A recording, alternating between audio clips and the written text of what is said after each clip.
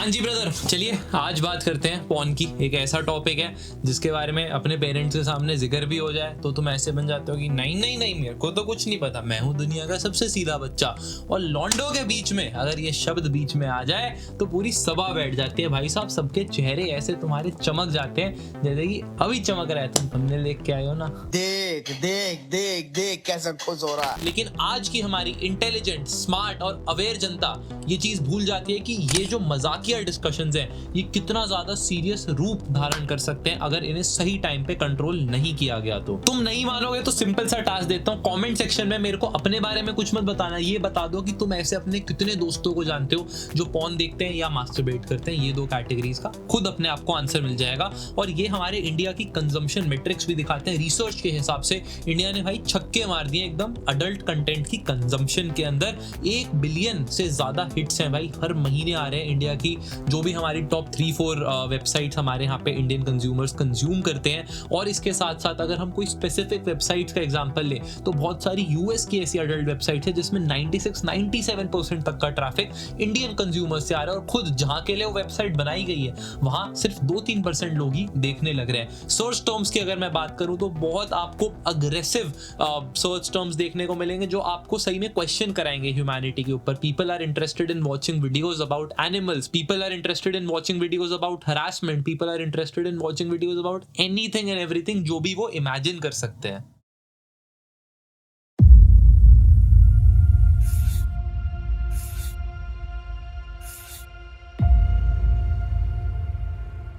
मेरा कोचिंग का एक फ्रेंड था Mukul, have changed his name. इसी की स्टोरी मैं आप लोगों को बताऊंगा, यहाँ से कुछ इनसाइट्स इंपॉर्टेंट निकालेंगे जैसा कि हर वीडियो में करते हैं। और सिंपल सी ये कि यार पूरी वीडियो देख लेना और इसको 1.5x पे देखना प्लीज। यार जिस कंट्री के अंदर सेक्स एजुकेशन का नामो निशान नहीं है वो कंट्री कंट्रीब्यूट करती है 90% से ज्यादा traffic across all porn websites. ये चीज हमें सेवियरिटी ऑफ इशू दिखाता है। पहली चीज, हर लड़के का मेरे को लगता है कि वो एडोलेसेंस टीनेज वाला एक फेज आता है जिसके अंदर हॉर्मोन्स एकदम पीक पे होते हैं। मेरे को लगता है कि मैं अपने केस की बात करूं तो मेरे लिए भी वो वाला फेज आया था, but I was able to fortunately get out of it pretty quickly. तो ऐसी इतनी प्रॉब्लम नहीं हुई। बट मुकुल के लिए मेरे को लगता है भाई कि वो उसी वाले फेज के अंदर रह गया। मुकुल को यार मैं 9th स्टैंडर्ड से ही जानता हूँ। जेई की कोचिंग के वक्त वो मेरे को मिला था। नॉर्मल बंदा था, ऐसा नहीं था कि भाई बहुत ही मिडिल क्लास अपब्रिंगिंग थी, ये भी नहीं था कि बहुत ही रईस था।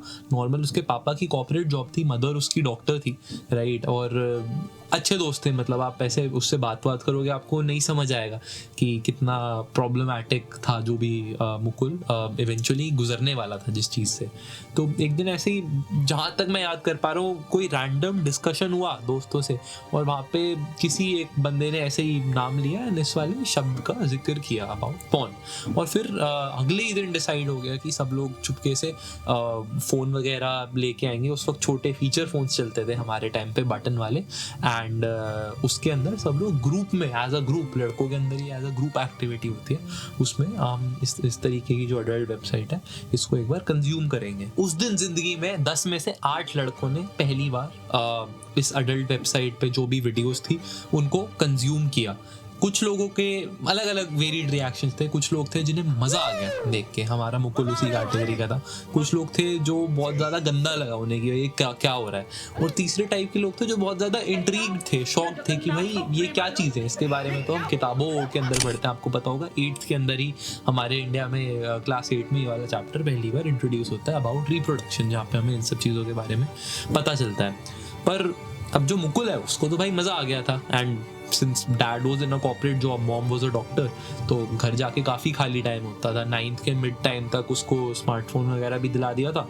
तो वो भाई एकदम लग गया इस वाली हैबिट में कि घर पहुंचना है। और जिस टाइम पे लोग अपने कंप्यूटर चालू करके, बचपन में हम GTA वाइस सिटी खेला करते थे हमारे टाइम में, वो इसी चीज़ में लग गया अडल्ट वेबसाइट्स में, क्योंकि उसे पता होता था शाम को 5-5:30 बजे तो पेरेंट्स आ जाएंगे, राइट। सब कुछ उसने समझ लिया, जितनी भी टाइप की चीज़ें होती हैं वो घुसती घुसता चला गया एकदम, इतना मजा आने लग गया उसे इन सब चीजों में कि भाई ने पीएचडी कर डाली कि क्या स्टाइल्स होते हैं, क्या डिफरेंट वेबसाइट्स है, सब कुछ उसको A to Z नॉलेज होती थी। और ऑब्वियसली यार ये काफी ज्यादा आम बात है कि this is generally coupled and done with masturbation, right? You don't just consume such videos, आप उसको जनरली मास्टरबेशन के साथ करते हैं, उसको उसकी भी प्रॉपर आदत लग गई। धीरे धीरे ये हैबिट्स बढ़ती गई और मेरे को लगता है कि जब तुम स्कूल में होते हो तुम इतने ज्यादा अपोलोजेटिक या तुम शर्म भी नहीं करते अपने दोस्तों में वो खुल के ये सब चीजों के बारे में डिस्कस किया करता था। मेरे को भी बस में था, मेरी सेम बस में, तो मेरे को बताया करता था कि भाई ये किया वो किया,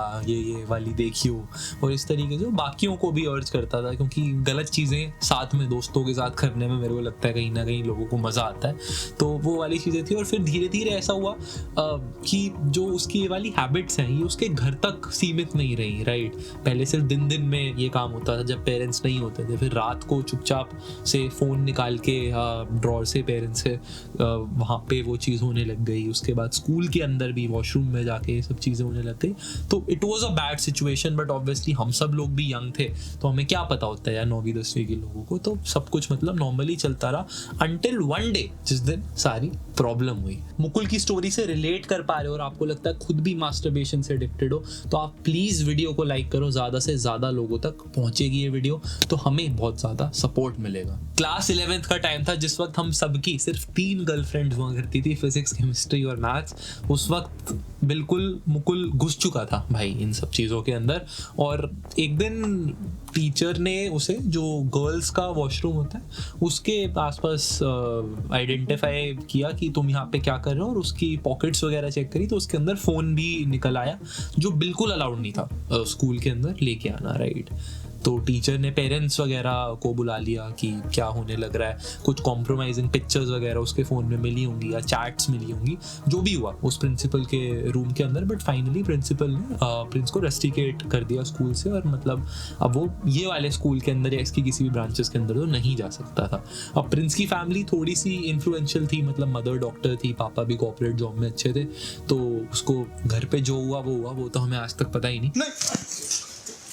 और फिर उसको एक डमी स्कूल का जो कॉन्सेप्ट होता है जेईई में उस तरीके के किसी कोचिंग के साथ टाइप वाला स्कूल था, वहां पर उसको डाल दिया गया। मुकुल का फोन छीन लिया गया, उसको नया सिर्फ वो बटन वाला फोन वापस दे दिया गया, कोचिंग उसकी अलग कर दी, सब कुछ अलग कर दिया। और उसने चीज ही ऐसे करी थी यार, कॉम्प्रोमाइजिंग पिक्चर्स अगर आपके फोन में मिल रही है तो यही एक तो पहली इनसाइट निकल के आती है कि ये सब अडल्ट कॉन्टेंट अगर आप बहुत छोटी उम्र में कंज्यूम करते हो तो प्रॉब्लम ये होती है कि आप फीमेल्स को बहुत ही एक ऑब्जेक्टिफाइड वे में देखने लग जाते हो। ऑपोजिट जेंडर की मैं बात कर रहा हूँ यहाँ पे, जब भी मैं फीमेल को रेफर कर रहा हूँ, I am assuming most of the guys would be watching this video, तो वो एक सबसे बड़ी प्रॉब्लम निकल के आती है कि आप जो ऑपोजिट जेंडर है उसको बहुत ऑब्जेक्टिफाई करके कि वो एक लिविंग बीइंग नहीं है, मतलब तो उस तरीके की आपके मन में फीलिंग्स आने लग जाती हैं। और यही रीजन था कि उसके फोन में इस तरीके की कॉम्प्रोमाइजिंग पिक्चर्स मिली। अब कोचिंग वोचिंग कर दी अलग, कीपैड वाला फोन दे दिया, बट मेरे को लगता है कि जो एडिक्शंस होती हैं इतनी मुश्किल नहीं होती है छुड़ानी। मुकुल अपनी कोचिंग की क्लासेस मिस करके जाया करता था भाई साइबर कैफेज के अंदर, वहाँ 1-1.5 घंटा 2 घंटा बैठ के, बहुत सारे यार मतलब बने हुए हैं दिल्ली के अंदर, कोटा के अंदर, हर जगह ये चीज़ें काफ़ी ज़्यादा कॉमन है। वहाँ पर इसी तरीके का अडल्ट कंटेंट पॉर्न वेबसाइट्स में कंज्यूम किया करता था। ऐसे बंदे का यार जेई वेई निकलना था नहीं, हमारा भी कॉन्टैक्ट टूट गया, हमारे पेरेंट्स भी कहने लग गए कि भाई दूर रहो इसको, तो स्कूल वूल से निकाल दिया। फाइनली भाई का एक प्राइवेट कॉलेज में एडमिशन हुआ। चांस की बात ये थी कि हम सबके कॉलेजेस पास में थे दिल्ली के, तो बातचीत उसके बाद वापस शुरू हो गई। अब भाई कॉलेज के अंदर आया तो नया फ़ोन भी मिला, लैपटॉप भी मिला, पेरेंट्स को लगा कि ठीक है भाई हो ही गया कॉलेज में एडमिशन, अब तो ठीक हो गया है, मतलब वो सब भूल जाते हैं 2-3-4 साल पुरानी बात। भाई का बढ़िया कॉलेज में हो गया एडमिशन, और यहाँ जिसको कंट्रोल करना चाहिए था कि जेई में भी भाई अभी ख़राब करके आयो, भाई बन गया एकदम उड़ता परिंदा। जियो वियो की फुल वेव आ रखी है, फुल अपना इंटरनेट चला रहे हैं पूरा दिन, 1 Gbps का कॉलेज वाईफाई मिल रहा है, फ़ोन लैपटॉप हर जगह। ये सारी आदतें फिर से किक बैक कर गई। मुकुल की जो पोर्नोग्राफी की एडिक्शन थी वो और ज़्यादा बढ़ गई थी, जो 1-2 बार दिन में हुआ करती थी स्कूल के अंदर, वो 4-5 बार तक चली गई थी in terms of the frequency at which he used to masturbate. और ये काफ़ी ज़्यादा अनहेल्दी उसके लिए बन चुका था, बट उसको इस चीज़ की नॉलेज नहीं थी क्योंकि बंदा वो स्टड था था भाई 8th क्लास से एकदम भाई, पेरेंट्स अच्छे बैकग्राउंड के थे तो गुड लुकिंग था बढ़िया, कॉलेज के अंदर भी उसने रिलेशनशिप वगैरह फर्स्ट ईयर के अंदर ही गर्लफ्रेंड वगैरह बना ली। हम सब लोग देखते थे कि भाई सब कुछ, इसका फ़ोन वोन भी है, सब कुछ ही है, सब लोग ऐसे एस्पिरेशन में देखते थे लड़के। बट हाँ ये सब कर लिया। वहाँ पर भी मेरे को लगता है कहीं ना कहीं ये चीज़ उसने मेरे को नहीं बोली, पर मेरे को लगता है कि उसका जो मोटिव था रिलेशनशिप में आने का, I think it was just physicality, right, क्योंकि वैसा ही उसका दिमाग बन चुका था इतने साल यही सब चीज़ें कंज्यूम करने के बाद। और पता नहीं मतलब अब सामने जो ऑपोजिट जेंडर आता है आपके साथ रिलेशनशिप में, उसको बहुत लेट ही मेरे को लगता है कि ये सब चीज़ें रियलाइज़ होती हैं कि बंदे का असली मोटिव क्या है। क्योंकि स्टड था बंदा शुरू में, बातें फुसला के, तो फर्स्ट ईयर में सब छोटे होते हैं 17-18 साल के, तो इतना पता नहीं होता है। कहानी खत्म होने वाली है। अगर कमेंट अब तक नहीं किया कि तुम्हारे खुद के कितने दोस्त एडिक्टेड हैं इन सब चीज़ों से, तो भाई गलती कर रहे हो, आगे सुनो गाने। बहुत जल्दी यार वो अपने रिलेशनशिप्स में एडवांस करने की कोशिश करता था और इवेंचुअल फिजिकलिटी ही अगेन उसका एम हुआ करता था। उस चक्कर में अजीब सी एक प्रॉब्लम हुई जो आप लोगों के साथ मैं डिस्कस करता हूँ अब मेरे को, क्योंकि पूरी कहानी पता है। प्री मैच्योर इजैकुलेशन करके एक चीज़ होती है, दूसरा इरेक्टाइल डिसफंक्शन। इन दोनों चीज़ों से हमारे भाई ग्रसित हो गए।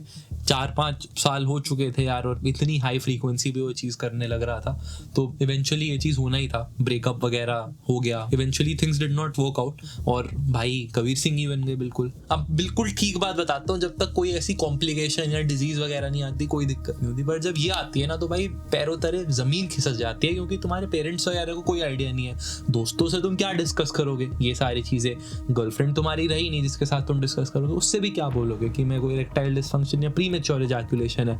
बहुत खराब स्थिति थी, पूरे दिन बंदा हॉस्टल में पड़ा रहता था। हमें तो अब पता चलता है इतनी बुरी हालत हो गई थी, किसी से बात नहीं करता था। 16 दिन मुकुल ने ऐसे निकाले जिस दिन वो सिर्फ हॉस्टल में पड़ा हुआ था, सिर्फ खाना खाने मेस में जाता था, वापस आता था और सोचता रहता था अपने पिछले 4-5 साल माँ बाप के पैसे बर्बाद करे, इज्जत बर्बाद करी स्कूल वालों के सामने, साइबर कैफे में कोचिंग के अंदर पैसे डाले, वो वाले सारे पैसे बर्बाद करे, साइबर कैफे के पैसे मम्मी पापा से लेके जाता था वो बर्बाद करे, प्राइवेट कॉलेज में दुगनी फीस दी, वो सारा पैसा खराब किया, और अब कॉलेज में आगे पढ़ाई करने में इन सब चीज़ों में मन तो उसका नहीं लगने वाला था। बहुत हिम्मत जुटाई उसने और जाके अपने पेरेंट्स को इवेंचुअली ये सारी चीज़ डिस्कस करी। पहले हमें करी, हमने ऑब्वियसली बोला कि यार पेरेंट्स ही इस पे आपके लिए बेस्ट हेल्प कर सकते हैं, क्योंकि हमारे पास भी फर्स्ट सेकंड ईयर में ऐसे पैसे वैसे तो होते थे नहीं कि हम उसका इलाज करा सके। तो उसने पेरेंट्स को सारी चीज़ें बताई। पेरेंट्स अगेन, मदर डॉक्टर थी तो सपोर्टिव थे थोड़े से, उसको काउंसलर के पास लेके गए, कॉलेज से उसकी थोड़ी लॉन्ग लीव अप्लाई करी और वहाँ पर उसका जो नॉर्मल ट्रीटमेंट है वो शुरू करवाया। और इस तरीके से मुकुल ने जला दी अपने पूरे 6 साल पॉर्न एडिक्शन और मैस्टरबेशन की आदत के अंदर। ये कहानी सिर्फ मुकुल की नहीं है, बहुत सारे लोगों की होती है। हो सकता है काफ़ी एक्सट्रीम आपको लगे, ऐसे थोड़े से कम केसेस होते हैं जो इवेंचुअली इस तरीके की डिजीजेस के अंदर या एबनॉर्मैलिटीज़ के अंदर तब्दील हो जाते हैं। बट ये चीज़ें भी इंडिया के अंदर काफ़ी ज़्यादा प्रेवलेंट है, पहली बात तो ये समझनी होगी।